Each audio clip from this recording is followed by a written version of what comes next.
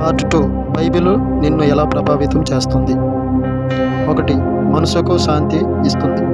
ఈ ప్రపంచంలో సమస్యలు ఉంటాయి, కానీ దేవుని వాక్యం చదివితే హృదయంలో శాంతి కలుగుతుంది. యోహాను 14:27 నేను మీకు శాంతిని ఇస్తున్నాను.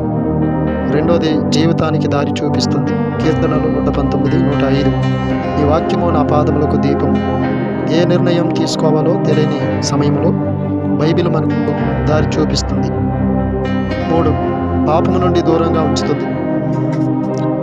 కీర్తనలు 119:11 నీ వాక్యము నా హృదయములో దాచుకుంటుంది.